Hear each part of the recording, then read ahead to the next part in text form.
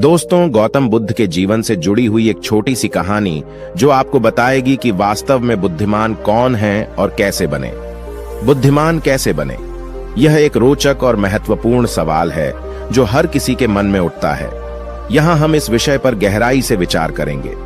बुद्धिमान बनने का मार्ग ज्ञान, अनुभव और समय के साथ मिलता है, और हम इस रोमांचक यात्रा में आपको उन सरल और प्रभावी तरीकों के बारे में बताएंगे जो आपको बुद्धिमान बनने में मदद कर सकते हैं। एक नगर में एक लड़का रहता था और उसका दिमाग तेज था, और उसकी खासियत यह थी कि वह किसी भी चीज को बड़ी जल्दी और आसानी से सीख लेता था। जहां अन्य लोगों को किसी काम को सीखने में महीने या वर्ष लगते थे, वहीं पर इस लड़के को उसी काम को सीखने में कुछ दिन ही लगते थे। उसकी ख्याति दूर दूर तक फैल गई थी और कहा जाने लगा था कि उस व्यक्ति के जितना बुद्धिमान कोई नहीं है। परंतु वह व्यक्ति तो जानता था कि वह भीतर से क्या है। हर व्यक्ति जानता है कि वह भीतर से क्या है, चाहे वह बाहर से कुछ भी। वह व्यक्ति भीतर से तो परेशान था, परंतु वह अपने अहंकार से अपनी परेशानियों को ढकना चाहता था। दोस्तों, ज्यादातर लोग ऐसे ही करते हैं।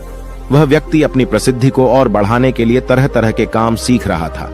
वह चित्रकारी करना जानता था, वह मूर्ति बना सकता था, और वह गीत गा सकता था, और वह दुनिया जहान का हर वह काम सीख चुका था जो उसने अब तक देखे हुए थे। इसलिए उसे अपनी बुद्धिमत्ता पर अहंकार था, क्योंकि कोई भी साधारण आदमी एक काम कर सकता है, या दो काम कर सकता है, या ज्यादा से ज्यादा 3 काम को कर सकता है। परंतु वह तो सैकड़ों काम को कर सकता था और बहुत अच्छे से कर सकता था। इसलिए उसे अपनी बुद्धिमत्ता पर अहंकार था। वह इस बात को अंदर ही अंदर मान चुका था कि उसके जितना बुद्धिमान इस दुनिया में कोई भी नहीं है। फिर एक दिन उसका सामना गौतम बुद्ध से होता है। उसे पहली बार एक ऐसा व्यक्ति दिखता है जिससे उसे ईर्ष्या होती है। अब तक उसने ऐसे लोग देखे हुए थे जो उससे ईर्ष्या करते थे, और जहां ईर्ष्या होती है वहां तुलना का होना निश्चित है।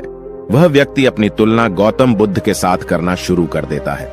वह देखता है कि बुद्ध के पास तो एक भिक्षा का कटोरा है, लेकिन उसके पास धन की कोई कमी नहीं है। बुद्ध के वस्त्र तो साधारण से थे, परंतु उसके वस्त्र बहुत कीमती हैं। बुद्ध तो जमीन पर नंगे पैर चलते हैं, परंतु वह नंगे पैर नहीं चलता। इसी तरह से वह आदमी सैकड़ों चीजों से अपनी तुलना गौतम बुद्ध के साथ करने लगता है, परंतु हर तुलना के बाद भी वह पाता है कि उसकी ईर्ष्या बुद्ध के प्रति 1% भी कम नहीं होती है। वह व्यक्ति मन ही मन सोचता है कि मैं इस बीच से अपनी तुलना क्यों कर रहा हूं, जबकि मेरा जीवन 100 गुना बेहतर है। लोग भी बुद्ध का सम्मान कर रहे हैं। आखिर इसके भीतर ऐसा क्या है जो मुझ में नहीं है, और जिसके कारण मेरे भीतर इसके प्रति ईर्ष्या है। बहुत देर अपने मन में उलझे रहने के बाद वह व्यक्ति तय करता है कि वह बुद्ध के पास जाएगा और उनसे पूछेगा कि उनकी उपलब्धि क्या है।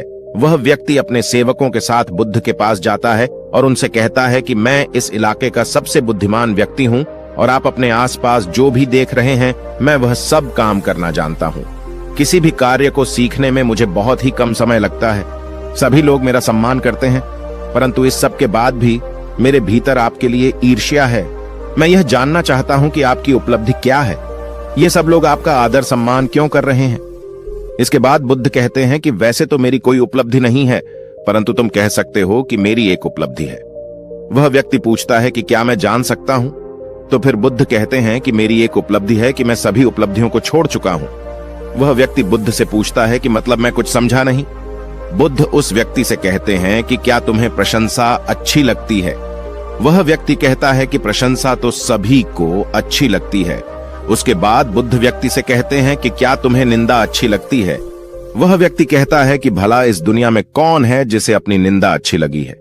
इसके बाद बुद्ध कहते हैं कि जो तुम्हें अच्छा लगता है और जो तुम्हें बुरा लगता है, मैं इन दोनों से भी ऊपर उठ चुका हूं। न मुझे निंदा सताती है और न ही मुझे प्रशंसा प्रसन्न कर सकती है।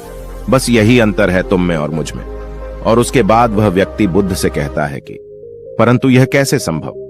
बुद्ध मुस्कुराते हैं और उस व्यक्ति से कहते हैं कि तुमने सैकड़ों काम सीखे, लेकिन एक सबसे जरूरी काम को तुम सीखना भूल गए।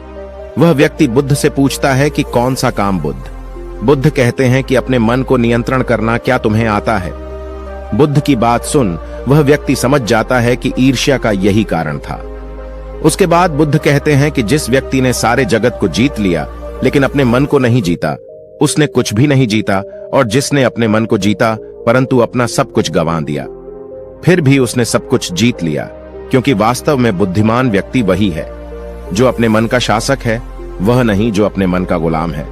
गौतम बुद्ध के इन शब्दों को सुनकर उस व्यक्ति का अहंकार टूट जाता है और वह व्यक्ति बुद्ध से कहता है कि क्या आप मुझे अपने मन को जीतना सिखा सकते हैं? बुद्ध कहते हैं कि अवश्य सिखाएंगे, परंतु मैं तुम्हारी सभी उपलब्धियां छीन लूंगा। फिर उसके बाद वह व्यक्ति बुद्ध से कहता है कि मैं इसके लिए तैयार हूं।